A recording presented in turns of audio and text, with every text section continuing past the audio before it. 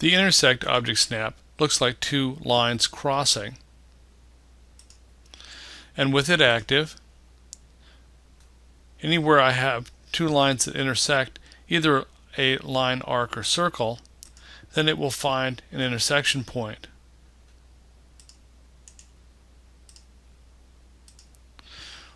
So if I'm intersecting an arc or intersecting a polyline, then I will find my object snap lighting up.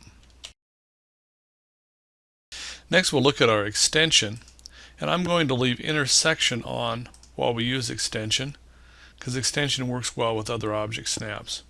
So we'll say OK. Now when I get a line, when I go to the end point of a line and I start to move away, you can see that an extension, or a small dotted line, is showing me where this line would extend to. With my intersect turned on, I can click to where this line would intersect, for example, this circle, and start my line there. I could go to the end point of like a polyline here and start moving away, and here it finds an extension of that line and it shows me the intersection of where it would intersect this line. I can use an arc, and it shows me how this arc would extend to an intersection of this line. So it allows me to project where an endpoint or where a line or arc would end up, so I can create geometry off of that information. Next, we'll look at our object snap for insertion, which looks like two boxes. I'm going to activate that, and when I get a line, an insertion point like text, you see that that lights up. So an insertion point on text or a block or an attribute would act as a snap point for starting a line. Next, we'll look at our perpendicular object snap, which looks like a perpendicular line with a perpendicular symbol in the corner. So we'll select that and say OK. And now when I start drawing a line, when I see my perpendicular object snap light up, as I move this around, that line is going to stay perpendicular to the line I started on. If I get a perpendicular on a circle, it's going to create a line that is perpendicular with the center point of the line. And if I'm not able to find a perpendicular point, perpendicular will not light up.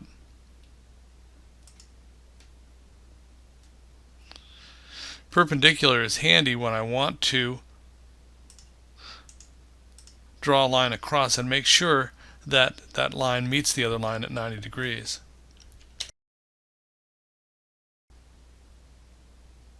Next, we'll look at our tangent object snap, which looks like a tangent where a line meets a circle. I'll start a line, and this is only going to work with my circles. Tangent is one of these object snaps that doesn't like to find a point to start on. So I'm going to click and start a line, and then you can see that I find a tangent point on this side, or if I go over to this side, I can find another tangent point. And a tangent point is where that line just touches one point of that circle. Tangents can also show up on arcs, but it has to be a curved surface in order to use a tangent. My nearest object snap looks like a little hourglass, and when I use it, if my cursor gets near an object, you can see my nearest icon light up. The purpose of using nearest is to make sure that my line is snapped to the other object. It's not critical the angle or exactly where it connects, but I do know that I've created an intersection where that line meets the other object. So nearest guarantees that I have my line snap to the other object. My parallel object snap allows me to draw lines that are parallel to other objects. It has an icon of two parallel lines. So I'm going to start a line, and then I'm going to hesitate over this line, and I can see my parallel icon light up. Now as I move away, an apparent line is created that locks me in, so I can create a line that's parallel to that one. If I wanted a line parallel to this one, I come over and see my parallel object snap. I come down until a vector is created. I can extend along that vector or use direct distance entry. I can click parallel to this line. There's my parallel vector. I can extend along that vector. And so it allows me to draw lines parallel to other objects in my drawing.